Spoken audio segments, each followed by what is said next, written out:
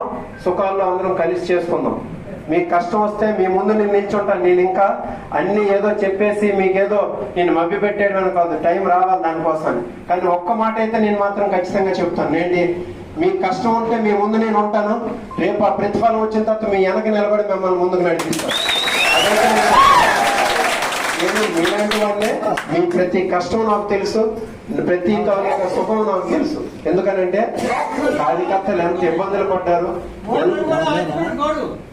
తెలుసు. వాళ్ళందరూ వాళ్ళు ఎంత ఆస్తిపరులో తెలుసు, వాళ్ళ తమ్ముడు ఎక్కడ పని చేస్తున్నాడో తెలుసు.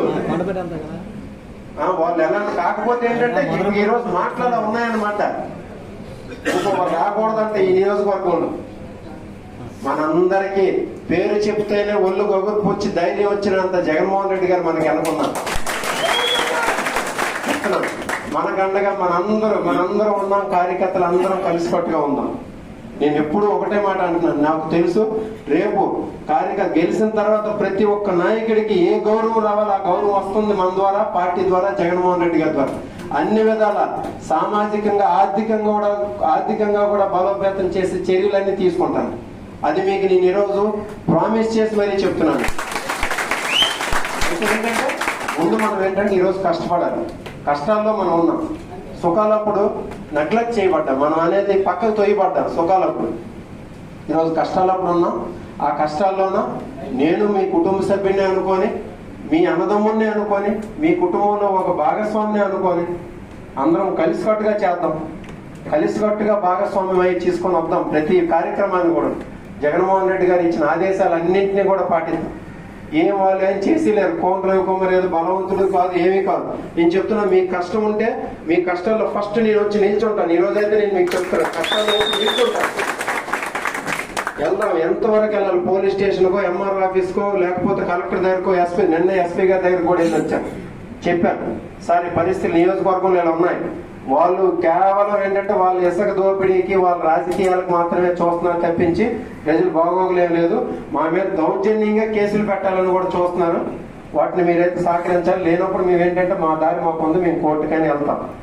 ఏ ఒక్క కార్యకర్తకు పార్టీ తరఫున ఇబ్బంది కలిగినా ఒక్క రూపాయి కూడా ఖర్చు పెట్టించకుండా మేమే, లేకపోతే నేనైనా ఈ పెద్దలైనా అందరూ వేసుకునైనా వాళ్ళు భరోసా కల్పించి కోర్టు ద్వారా ఎంతవరకు న్యాయం కలిగించాలి అంతవరకు కలిగిద్దాం.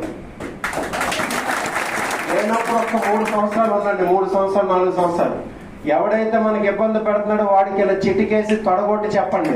3 సంవత్సరాల తర్వాత మేము వస్తారా, మాకు రవికుమార్ చెప్పాడు పర్వాలేదు, మీరు తొనకలైపోతారు ఒక్కొక్కడు అని చెప్పండి, పర్వాలేదు. ఉంటే ఆ కోపాన్ని అలా ఇక్కడ పెట్టుకుని ఉంచండి, ఆ కోపాన్ని ఇక్కడ ఉంచండి, బయటికి ఏమనక అలాగని కోరుండే తగులకి వెళ్ళొద్దు. కానీ ఎక్కడైనా ఏమనంటే మొత్తం ధైర్యంగా చెప్పండి. నేను ఎందుకు ధైర్యంగా చెప్పమంటానంటే, నేను రేపు ఉంటాను, నేను ఉంటాను, నేను మిమ్మల్ని అలా నడిపిస్తాను.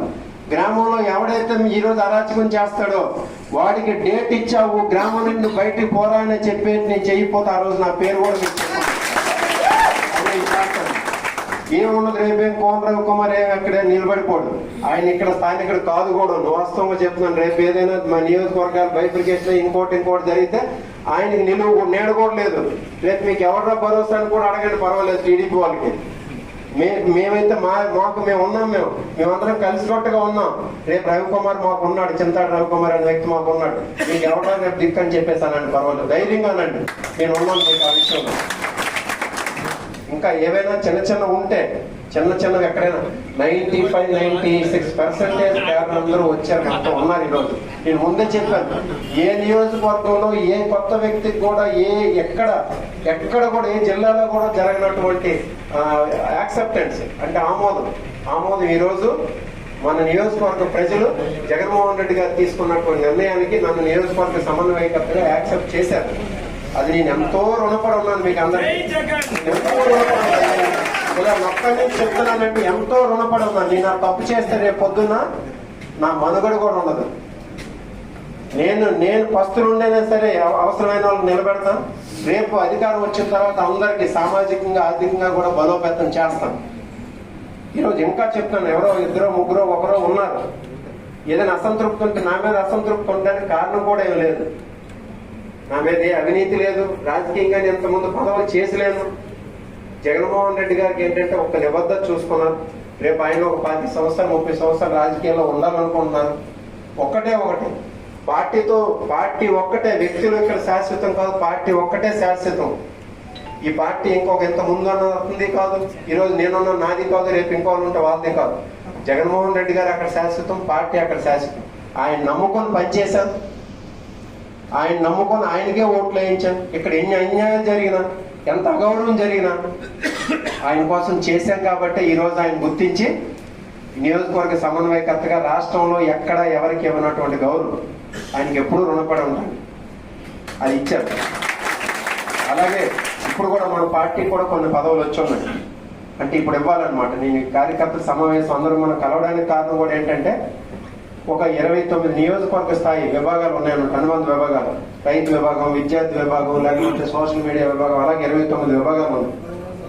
అలాగే రాష్ట్ర స్థాయిలో ఒక 11 విభాగాలకి ఇప్పుడు నాని చేసినటువంటి లైక్ అలాంటి అనుబంధ విభాగం, అది రాష్ట్ర యువజన కార్యదర్శి, అలాంటిది ఏదైనా విభాగాలు 11 విభాగాలు ఉన్నాయి. వాటికి కూడా జగన్మోహన్ రెడ్డి గారు ఈరోజు ఇచ్చారు, మనకు అవకాశం కల్పించారు. ప్రతి మండలానికి ఒక 2 రాష్ట్ర స్థాయివి, నియోజకవర్గ స్థాయి ఒక 6 ఉన్నాయి. వీళ్ళని ఎవరైతే కమిట్మెంట్ తో మనం చేస్తారు. ఈ రోజు కావాల్సింది ఏంటంటే పదవి తీసుకొని ఇంట్లో ఉన్నోళ్ళు కాదు. ఎందుకు? ఈరోజు పార్టీ కష్టాల్లో ఉంది, కార్యకర్తలు చితికిపోయి ఉన్నారు. వాస్తవం వాళ్ళ కష్టాలు తెలుసుకోవాలి, వాళ్ళకి అండగా నిలబడాలి. వాళ్ళకి 2 ఓట్లు లేకపోయినా పర్వాలేదు, కానీ ఈరోజు రోడ్డు ఎక్కాలి. పార్టీ పిలుపునిచ్చినట్టే ముందుకు వచ్చి ప్రజల కోసం నిలబడాలి. అవసరం అనుకుంటే ఇక్కడ ఏదైనా కష్టం జరిగితే వాళ్ళని ఎస్ఐ దగ్గరకో ఎంఆర్ఓ దగ్గరకో తీసుకెళ్ళినట్టు ఉండాలి. లేకపోతే ఒక కోన రవికుమార్ ఇంకో వ్యక్తితో జగన్మోహన్ రెడ్డి గారిని విమర్శిస్తే ఇమీడియట్ గా దాన్ని స్పందించినట్టు ఉండాలి. వాటికి ఏమైనా నేను చూసుకుంటున్నాను, పర్వాలేదు, ఏమి ఇబ్బంది ఏం కాదు. ఇమీడియట్ గా స్పందించి జగన్మోహన్